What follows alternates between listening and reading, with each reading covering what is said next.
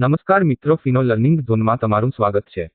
આ વિડિયોના માધ્યમ દ્વારા અમે જાણીશું કે તમારા દ્વારા ખોલવામાં આવેલ ગ્રાહકનું ફિનો એકાઉન્ટ કેમ સક્રિય થતું નથી અથવા તેને શા માટે રિવિઝન હેઠળ મૂકવામાં આવે છે। તો ચાલો આપણે આગળ વધીએ અને જાણીએ કે શા માટે ગ્રાહકના એકાઉન્ટને રિવિઝન હેઠળ મૂકવામાં આવે છે।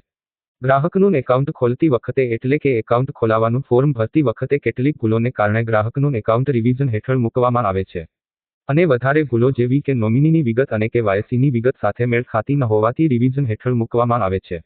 આ વિડિયોના માધ્યમ દ્વારા આપણે સમજીશું કે ફિનો વેપારી દ્વારા આ ભૂલોનું પુનરાવર્તન કરવામાં નહીં આવે। સૌ પ્રથમ ચાલો આપણે નોમિની વિશે સમજીએ અને સમજીશું કે શા માટે નોમિનીની વિગતને યોગ્ય રીતે નામાંકિત કરવું મહત્વપૂર્ણ છે। નોમિની એટલે કે એક નામાંકિત વ્યક્તિ, એટલે કે જો કોઈ કારણોસર ગ્રાહકનું મૃત્યુ થાય તો તે કિસ્સામાં નોમિની એક એવી વ્યક્તિ છે જે ગ્રાહકના પૈસા તેના બેંક એકાઉન્ટમાં ડિપોઝિટ કરાવવા માટે પાત્ર બની શકે છે। તેથી જ નોમિનીની વિગતને યોગ્ય રીતે ભરવી મહત્વપૂર્ણ છે। હવે આપણે સમજીશું કે ગ્રાહક નોમિની તરીકે કોને નામાંકિત કરી શકે છે। જો ગ્રાહક સિંગલ હોય એટલે કે એકાઉન્ટ ખોલવાનું ફોર્મ ભરતી વખતે વૈવાહિક સ્થિતિમાં જો સિંગલ વિકલ્પ પર ટિક કર્યું હોય તો ગ્રાહક તેના માતા, પિતા, ભાઈ, બહેન, દાદા અથવા દાદીને તેના નોમિની તરીકે નામાંકિત કરી શકે છે। અને જો ગ્રાહક પરિણીત હોય એટલે કે એકાઉન્ટ ખોલવાનું ફોર્મ ભરતી વખતે જો ગ્રાહકે વૈવાહિક સ્થિતિમાં પરિણીત વિકલ્પને ટિક કર્યું હોય તો પછી ગ્રાહક તેના માતા પિતા, જીવનસાથી એટલે કે પતિ અથવા પત્ની, ભાઈ, બહેન, દાદા દાદી અથવા તેના બાળકને નોમિની તરીકે નામાંકિત કરી શકે છે।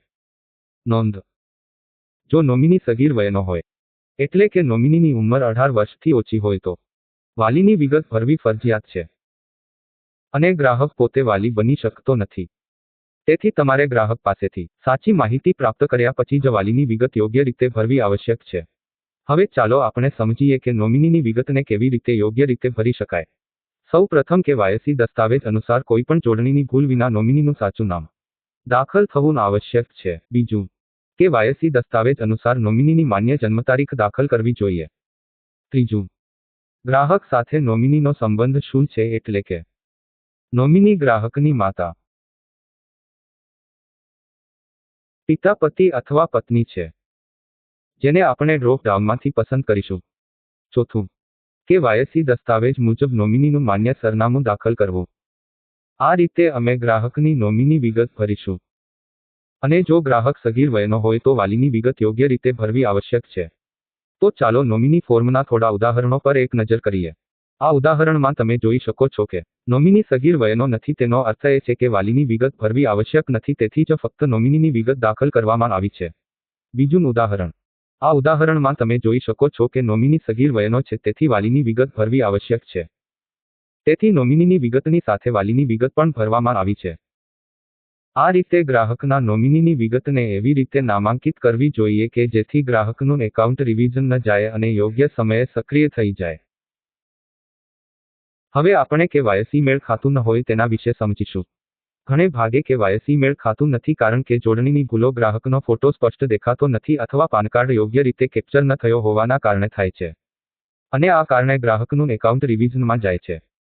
તો ચાલો આપણે સમજીએ કે ફિનો વેપારી આ ભૂલોને કેવી રીતે સુધારી શકે છે। જોડણીની ભૂલો ટાળવા માટે ગ્રાહકનું એકાઉન્ટ ખોલતી વખતે